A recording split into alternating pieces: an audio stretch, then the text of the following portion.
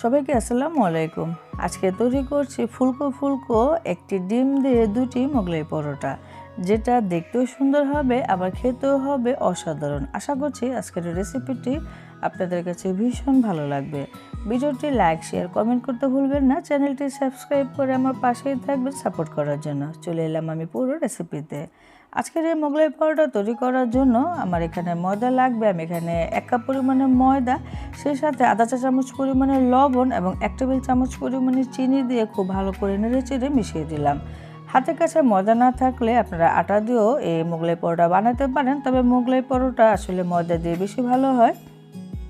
মিশানো হয়ে গেলে এখন এখানে 2 টেবিল চামচ পরিমাণে সয়াবিন তেল দিয়ে দিতে হবে। দিয়ে খুব ভালো করে মাখিয়ে নিতে হবে। এরকম ঝুরঝুরে হয়ে যাবে, তখন বুঝতে হবে হয়ে গিয়েছে। এখন নর্মাল তাপমাত্রার পানি দিয়ে একটি ডো তৈরি করে নিতে হবে। তো পানিটা একবারে না দিয়ে এরকম অল্প অল্প করে দিতে হবে আর একটি মসৃণ ডো তৈরি করতে হবে। তো 5 থেকে 6 মিনিট বা 7 মিনিট সময় নিয়ে মুথে নিতে হবে, এতে করে ডোটা খুবই ভালো হবে। এখন রেস্টে দেবো, উপরে সামান্য একটু তেল মেখে রেখে দিলাম। এখন আমি প্রায় 10 থেকে 15 মিনিটের মতো রেস্টে রেখে আমি মোগলাই পরোটার ভিতরে পুরটা রেডি করে নেব। এখানে আমি 1 কাপ পরিমাণে পেঁয়াজ কুচি নিলাম। যেহেতু আজকে একটি ডিম দিয়ে 2টা মোগলাই পরোটা তৈরি করব, পেঁয়াজের পরিমাণটা একটু বেশি দিতে হবে। এখানে সামান্য একটু লবণ দিয়ে পেঁয়াজটাকে একটু ভালো করে মথে নিচ্ছি। তো খুব ভালো করে মিশিয়ে নিলাম। তারপরে এখানে স্বাদ অনুযায়ী কিছু কাঁচামরিচ কুচিও দিয়ে দিলাম। তারপরে আরেকটুখানি মেখে নিলাম। এখন দিয়ে দিচ্ছি 1 মুঠ পরিমাণে ধনিয়া পাতা কুচি। তো ধনিয়া পাতা দিয়ে ভালো করে মেখে নিয়েছি। এখন দিয়ে দিচ্ছি ডিম।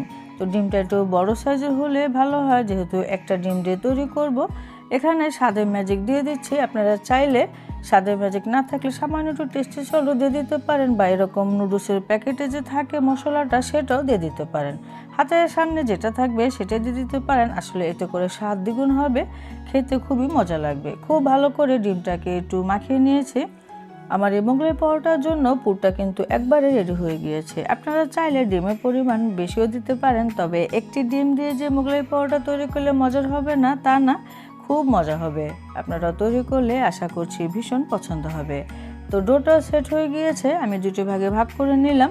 এখন এই ডোটাকে আমি খুব বড় করে একটি রুটি বেলে নিব।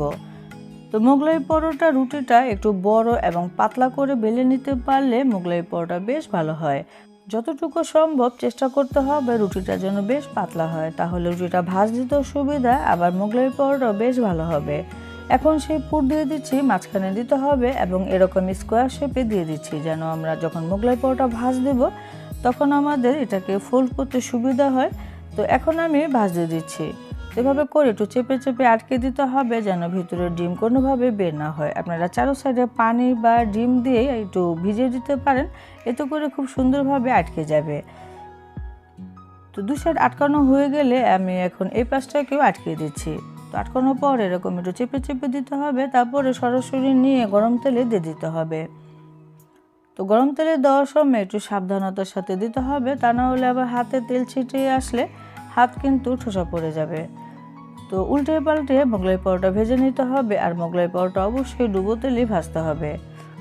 আর এই মোগলাই পরোটা ভাজার সময় চুলার জালটা অবশ্যই মিডিয়ামের থেকে কিছুটা কমিয়ে রেখে ভাজতে হবে। একটু সময় নিয়ে এরকম কালার আসার আগ পর্যন্ত ভেজে নিতে হবে। তো একটু সময় নিয়ে ভাজলে মোগলাই পরোটা খেতে বেশি মজা লাগবে এবং খুব সুন্দরভাবে ভাজা হবে। প্রথমটা ভেজে নিয়েছি, দ্বিতীয়টা ভাজা হয়ে গিয়েছে, ফুলে বালিশের মতো হয়ে গিয়েছে, দেখে নিশ্চয়ই বুঝতে পারছেন। আপনারাও তৈরি করলে ঠিক এরকমই হবে বা এর থেকে বেশিও ভালো হতে পারে। তো আশা করছি আজকের নাস্তার রেসিপিটি আপনাদের কাছে ভীষণ ভালো লেগেছে। বিকেলের নাস্তায় আসলে এর থেকে ভালো হতে পারে না। চটজলদি মজাদার একটি নাস্তা আপনারা খুবই তাড়াতাড়ি করে 10 মিনিটে তৈরি করতে পারবেন। তো এখন আমি আমার এই পছন্দ মতো মোগলাই পরোটা কেটে নিয়েছি। তো দেখে কতটা ইয়াম্মি মনে হচ্ছে। একটি ডিম দিয়ে যে 2টি মোগলাই পরোটা বানালে সেটাও খেতে এত মজার হয়, আসলে আপনারা যদি তৈরি না করেন বুঝতেই পারবেন না। তো বিকেলের নাস্তায় বা সামনে রমজান আসছে, আপনারা সন্ধ্যায় ইফতারিতেও এরকম একটি নাস্তার আইটেম রাখতে পারেন। আশা করছি পরিবারের সকলের কাছে ভীষণ মজা লাগবে। আজকে আমার সহজ এই রেসিপিটি কেমন লাগলো আমাকে অবশ্যই কমেন্টে জানাবেন যদি তৈরি করেন। আর যদি আমার ভিডিওটি ভালো লেগে যায়, ভিডিওতে লাইক শেয়ার অবশ্যই করে দেবেন। আমি তো গরম গরম পরিবেশন করলাম টমেটো সসের সাথে। আপনারা চাইলে মেয়োনেজের সাথে পরিবেশন করতে পারেন, খেতে ভীষণ মজা লাগে। সবাই অনেক বেশি ভালো থাকবেন, বিদায় নিচ্ছি, আল্লাহ হাফেজ।